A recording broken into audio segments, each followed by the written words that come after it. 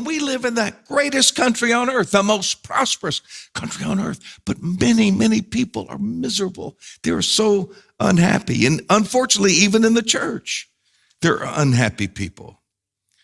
But Lloyd Jones says when we get happiness or put happiness and the pursuit of blessing as the one thing that we desire, we will always miss it. It always will elude us. The more we make it our goal, the more we spend our time chasing after blessing, the less we shall have, because Jesus says true happiness is a byproduct of hungering and pursuing after righteousness. Oh, beloved, the number one need in our nation today is Christian people truly hungering and thirsting after righteousness. Solomon said in Proverbs, righteousness exalts a nation, but sin is a disgrace to any people. What would happen if the 200 million of us in America who claim to be Christian were in the pursuit of righteousness instead of happiness? The American patriot Patrick Henry said, righteousness alone can exalt America as a nation.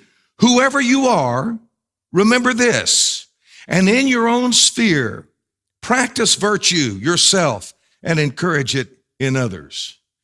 Do we love our country? Do we want to see her prosper?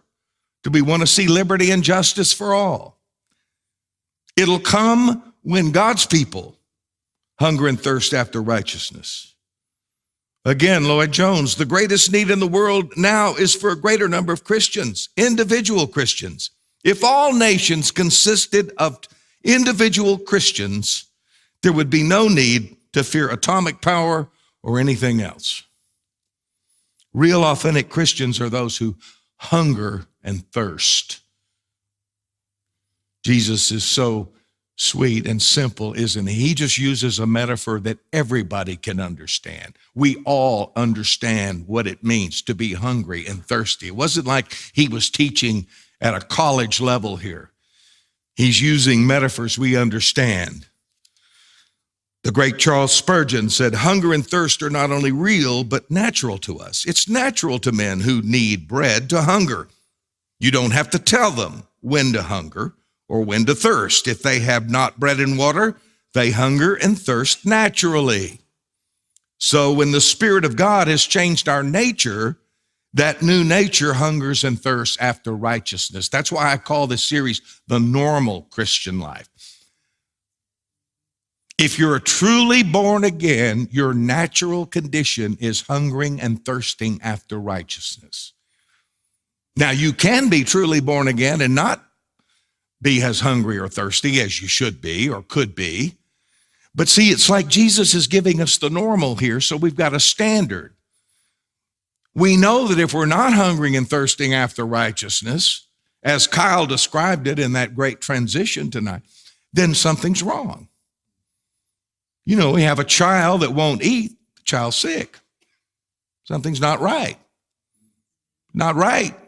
Not normal not to be hungry for natural food. Well, if you're a Christian, it's not normal not to be hungry and thirsty for righteousness.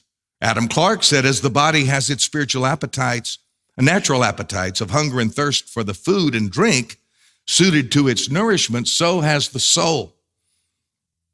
Here we have another picture from Jesus. And it's not only not running around pursuing after happiness. Another word for happiness is blessing. Another word for blessing is happiness. It's the same word in the Greek. I see Christians running around chasing after blessings. Well, let me just go. I can't tell you the hundreds of times I've said, well, where'd you go? Where were you? Well, I was running after the blessing. Well, I went here and I went there and I went to this conference and that conference, and hey, I heard something's really going on down here, and they just run around after the blessing. And I'm not saying it's wrong to not want to go and get a blessing, but I'm saying if that's your pattern, hunger and thirst after righteousness, chase after that.